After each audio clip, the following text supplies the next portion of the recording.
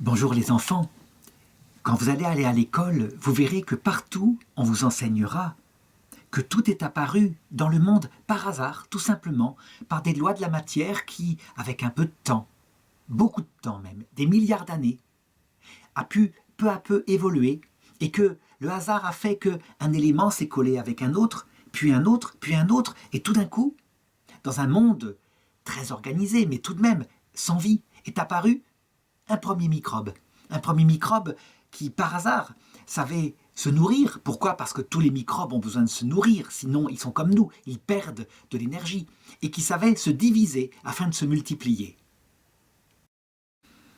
Et vous ferez confiance aux adultes et vous direz, bien manifestement oui, toute cette chose que nous racontent nos parents sur le fait que nous avons été créés par un Dieu et qu'après la mort nous nous retrouverons et qu'il y a un Dieu, tout cela, c'est un rêve inventé. Et il arrive souvent, vous verrez, que vers l'adolescence, parce que vous mettez tout en doute, vous perdez en même temps la foi dans l'existence de ce Dieu qui donne le sens à la vie et qui vous accueillera après la mort. Alors, juste comme ça, juste histoire que vous vous en souveniez, afin que vous soyez bien critique par rapport à ce que vous assènent comme ça les adultes parfois.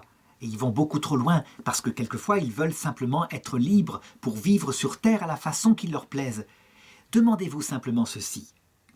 Regardez. Vous devez savoir que le moindre petit microbe qui est apparu, il fonctionne avec une organisation.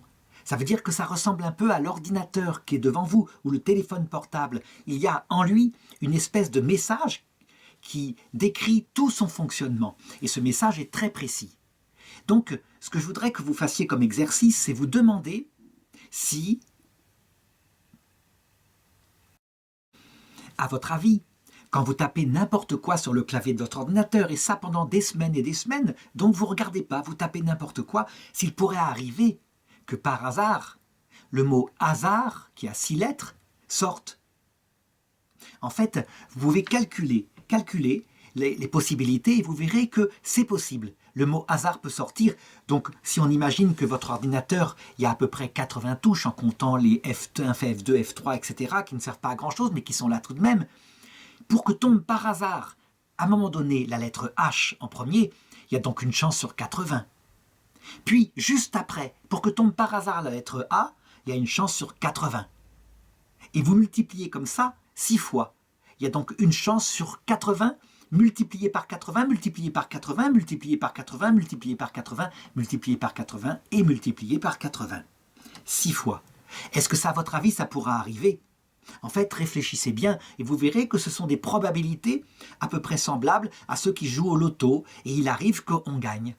6 lettres, c'est tout à fait possible.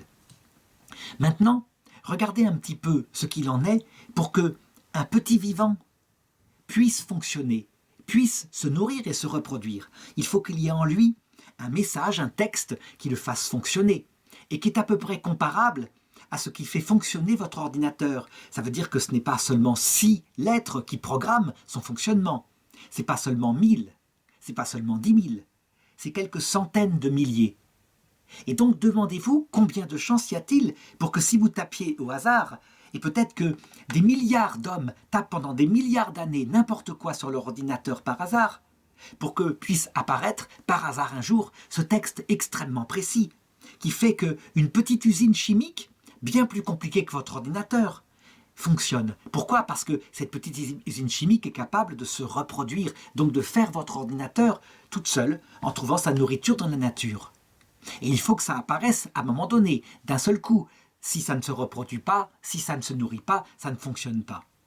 Eh bien, rien qu'à partir de cet exemple-là, je vous mets au défi de me trouver, de me calculer le nombre de chances, sachant que, par exemple, il y a 100 000 lettres pour programmer un tel message. Et encore, je ne vous dis pas tout. Je ne vous dis pas qu'il faut une membrane pour l'entourer, pour la protéger de la décomposition.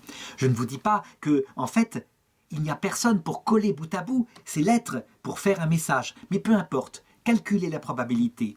Et vous verrez que rien que par cet exemple-là, vous verrez que quand on vous dit « le monde est apparu par hasard avec un peu de temps », sur quelques milliards d'années, il a suffi que ça se goupille comme ça, ben vous verrez si c'est possible. Je vous donne juste pour aider à votre calcul, une petite idée. Vous voyez l'univers immense, grandiose, autour de nous. Vous savez que chaque galaxie est composée d'hydrogène qui brûle. Ce sont des réactions nucléaires. Donc, chaque galaxie comprend peut-être 100 milliards d'étoiles. Et des étoiles, c'est des étoiles comme le Soleil, qui est très gros. Eh bien, vous savez combien d'atomes d'hydrogène on a calculé qu'ils composaient au maximum, qu'ils contenaient? C'est un chiffre. Vous mettez un 1 et un 0 et vous rajoutez après à peu près 100 zéros. Voilà, c'est un chiffre qui se compte en centaines de milliards, de milliards, de milliards, de milliards. Eh bien, comparez au nombre de chances pour que apparaisse par hasard ce petit vivant, sachant que par exemple son ADN, c'est comme ça qu'on appelle le texte qui est écrit à l'intérieur, contiendra 100 000